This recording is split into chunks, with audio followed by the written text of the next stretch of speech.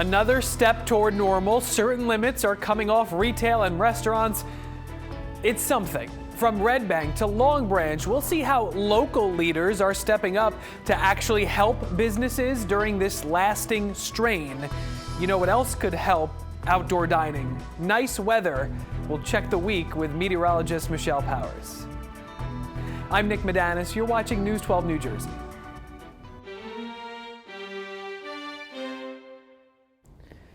Coronavirus cases still going down across New Jersey with more reopenings set for the week ahead. Governor Murphy announcing online this afternoon another 305 confirmed cases, pushing New Jersey's total to nearly 167,000. Another 40 people have died. The Murphy administration says 12,625 have died from the virus in New Jersey. And so the state says that's why this has taken months to move forward. Tomorrow, though, marking another step toward reopening New Jersey. Retail stores can open their doors and outdoor seating is okay at restaurants. News 12 New Jersey's Hillary Lane is in Red Bank with more on what the borough is doing to help local businesses. Hillary.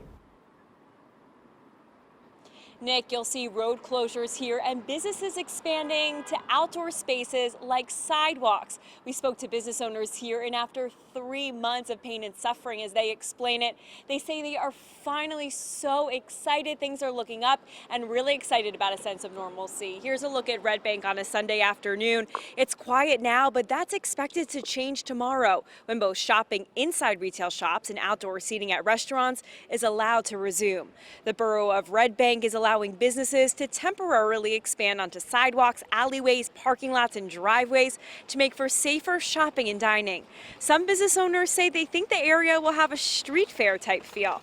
Also, there will be temporary closures of Broad Street and Monmouth Street to allow for more outdoor space. And business owners are taking all of this in, and they say they are ecstatic to reopen. Tomorrow is a breath of fresh air, literally, to be able to open and to provide an opportunity to hopefully help the town, help my small, other vendors that I have here, and start selling something other than masks. And the Monmouth County Health Commission is getting rid of some of the red tape to allow restaurants to open quickly for outdoor seating tomorrow. There will be no pre-inspections, but inspections will be held throughout the summer. In Red Bank, Hillary Lane, News 12 New Jersey. Sell something other than masks, although masks are important. Hillary, thank you. From Monmouth County, we turn to Newark now, as we've seen sun up and down the state today. Temperatures, though, in the mid-70s or so. Usually we'd expect it to be a little warmer. I don't know. Let's ask meteorologist Michelle Powers now. Michelle?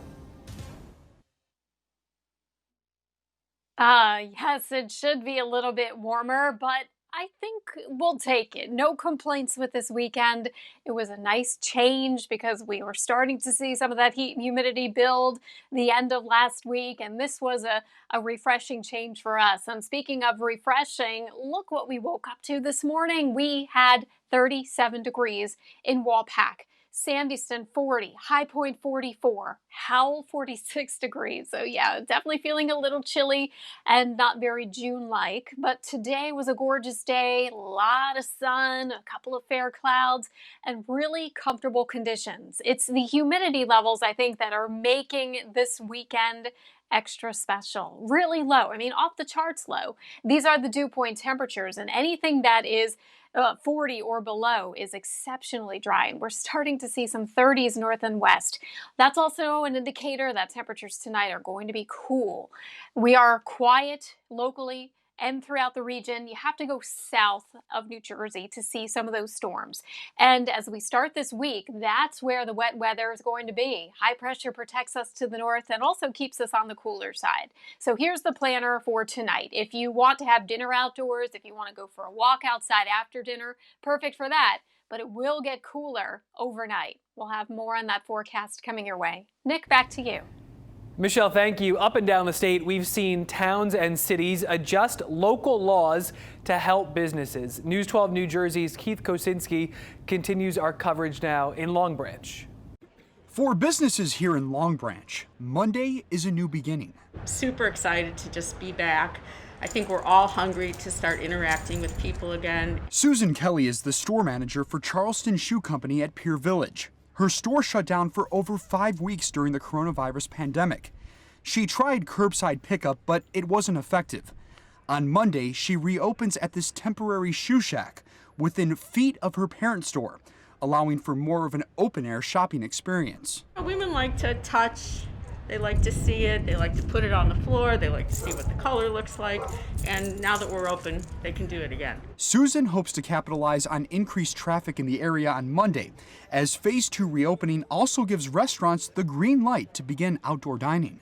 City officials in Long Branch are lending a helping hand to local businesses by shutting down certain streets using barriers like this, allowing for more outdoor dining space. In a statement from Mayor John Pallone, he says, "Our philosophy has been to work with our restaurants as much as we can. We encourage and want a comeback for our business community." City leaders also allocate numerous parking spots at Pier Village for restaurant seating. They've also helped expand outdoor seating for McClune's Pier House, doubling their outdoor capacity. We've been in business for 33 years, and we'd like it to be 34, you know. Owner Tim McClune owns several restaurants throughout New Jersey, laying off nearly 700 of his staff members because of the coronavirus shutdown. He looks forward to hiring hundreds back, but has concerns about variables like the weather. Well, right now, it's not sustainable. It's just not. The business model doesn't work for any restaurants. But the fact that we're getting to at least do this tomorrow is a great start for us. In Long Branch, Keith Kosinski, News 12 New Jersey. Right, the hope is it's not like this forever here. There are street closures in that area Friday, Saturday, and Sunday starting June 19th to help make space for more outdoor seating. Are people actually going to show up, though, to eat in these outdoor spaces? Let's check the scene today in Morristown. A burger place had some action outside along the Morristown Green, not necessarily serving them. We did speak to a person who says he's comfortable as long as social distancing rules are followed. Being outdoors, having your mask or face covering, having hand sanitizer, pretty much, help yourself out and make sure you don't either spread it to others and keep yourself safe. So yeah, as long as you do those things, we're okay with being out here and enjoying the outdoor dining that's starting. Other restaurants around the Green gearing up for the week ahead. Religious services may now be conducted indoors with limits. This from a recent Murphy administration executive order increasing capacity for indoor gatherings. It's to be done at 25% of the max a building can hold or capped at 50 people. Social distancing and masks are required at houses of worship. Passenger restrictions on 4 hire fishing boats are lifted, but 6-foot social distancing rules remain. The quarantine has cost this industry 3 months, and it's an industry that doesn't exactly operate all year round. The governor last month signing an order allowing up to 10 passengers on party boats. Some of these boats, though, can hold more than 100 people. Starting tomorrow, Hoboken will continue the first phase of its water main replacement project. Work will be done on 15 blocks, replacing about 7,000 feet of the city's oldest water mains. The project includes road repaving and infrastructure fixes.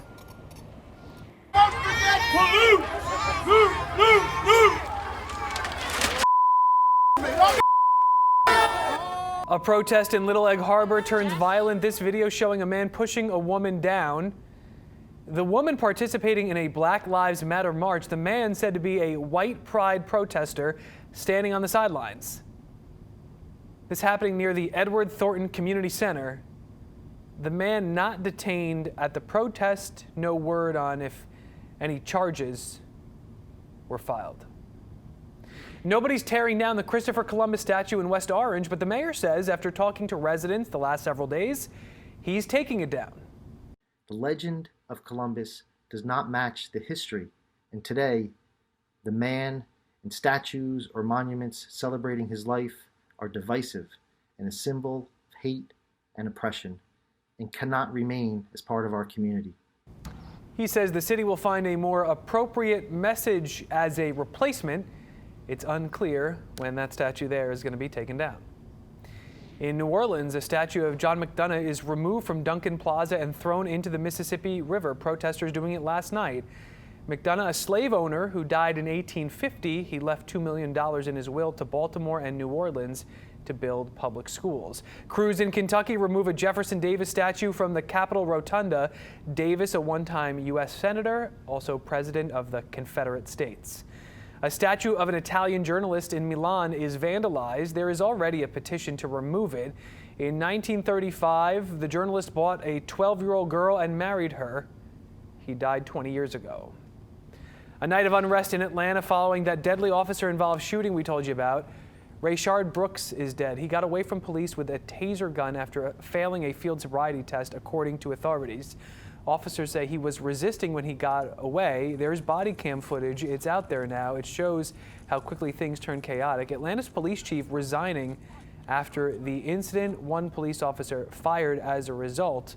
Garrett Rolfe, the cop who shot Brooks, he's now off the force. The other cop at the scene, Devin Bronson, is on administrative leave as of today. Senator Cory Booker is trying to push through new laws on police reform. He's taking aim at ending qualified immunity. That's when cops are shielded from civil liability. Booker says it means a lack of accountability. We have to ask ourselves as a society, do we want to have a nation where police officers who do really awful things cannot be held accountable to civil rights charges? And that's unacceptable. He says he believes Congress can come to a compromise on police reform with the Trump administration. Next on News 12 New Jersey, a house engulfed. Take a look. Wait till you see what's left of it tonight. And a fun day for special needs children and their families in Essex County. We'll take you there. Local businesses in New Jersey are ready for a comeback, and News 12 is here to help. Join us Fridays at 7 p.m. for We're Open, for a look at businesses in New Jersey that are getting ready to reopen. Right now, it's a time for action. Watch We're Open Fridays at 7 p.m. only on News 12 New Jersey. Local matters. News 12 presents We're Open is brought to you in part by Valley Bank. Visit valley.com/thank you.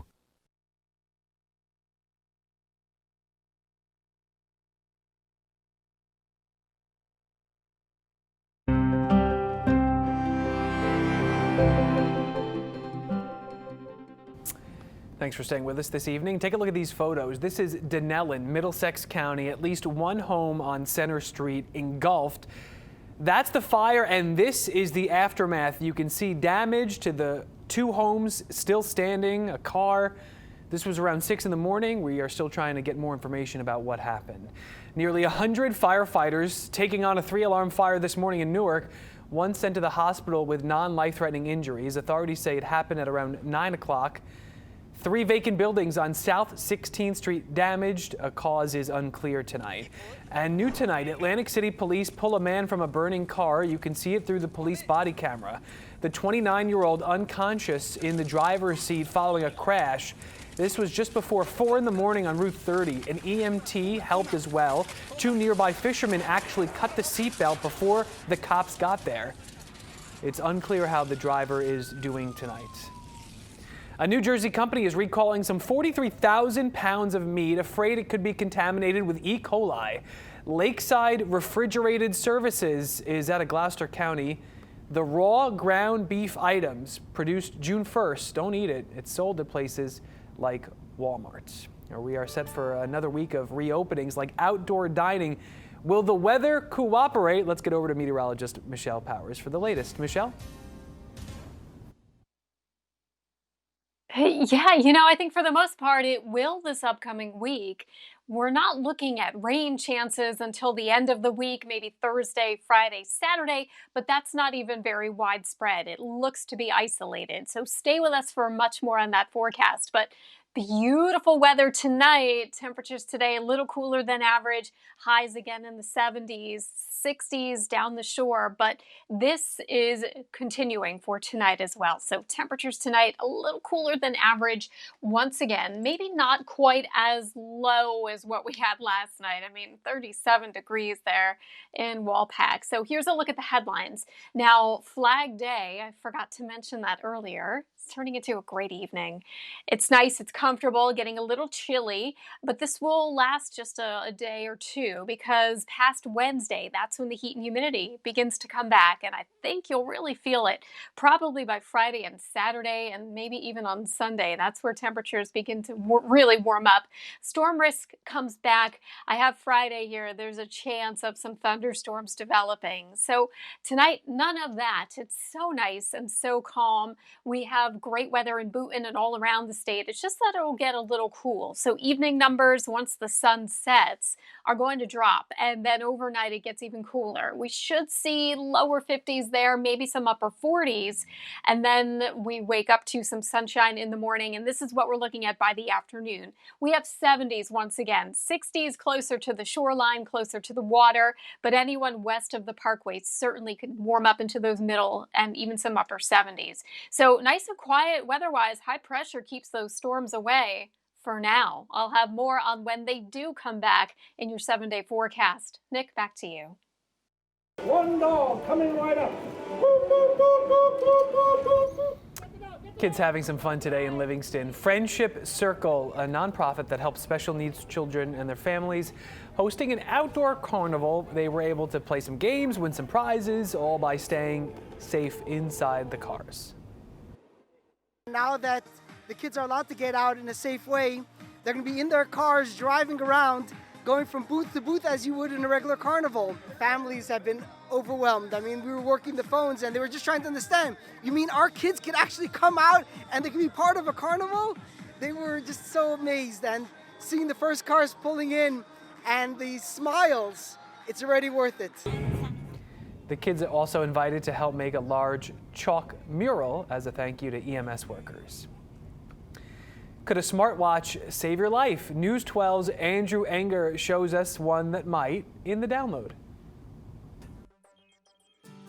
The coronavirus pandemic may be headline news, but doctors say now is not the time to ignore other health issues. And here's some tech that could help with your heart health and underdiagnosed diseases. So what the watch is providing is real-life data. The Withings ScanWatch is a clinically validated hybrid smartwatch. With special sensors on the back, the ScanWatch constantly monitors the wearer's heart health and can perform a medical-grade electrocardiogram on demand. This information, which is sent to the Withings app, the company says can potentially detect problems like sleep apnea or AFib early. The particularity of AFib is the fact that it's a silent disease and very episodic. If your ScanWatch does detect an issue and you go to your doctor, you can easily send all the data that it's collected to your physician in a comprehensive report. So the doctor doesn't need to have the HealthMate app, doesn't need to have the watch. To get the best data, the company says you need to wear the watch a lot. Unlike other health monitoring watches, the ScanWatch can be worn 24/7 because it can go 30 days before recharging. If you have a watch that you need to take out during the night because you need to charge it, then you miss almost half of the opportunities to track the disease. With all of its health monitoring and good looks, it's easy to forget the ScanWatch is also a traditional smartwatch with activity tracking and alerts. So directly from your phone, you can choose the kind of notifications you want to have. I'm Andrew Enger, and that's your download. The ScanWatch is expected to be out soon for $250. If you want to see it, go to the News 12 app or news12.com. Coming up, the leaders of tomorrow showing they may be ready to step up today. And the drama drags on between baseball and the players' union. Talks might not resume.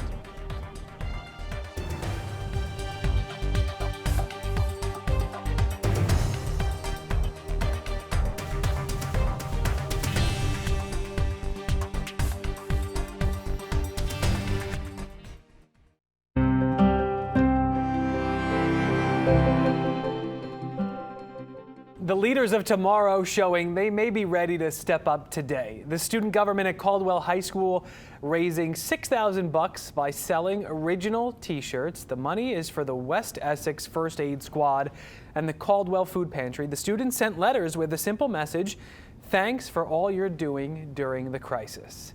The Red Bulls only played 2 games this year before coronavirus stopped Major League Soccer's 25th anniversary season, but next month The MLS's back tournament begins. All 26 teams will compete in the World Cup style event at the ESPN Wide World of Sports complex in Disney.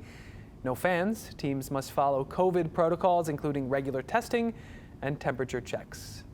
Still no progress, though, between players and owners in Major League Baseball. The biggest loser could be the future of the game.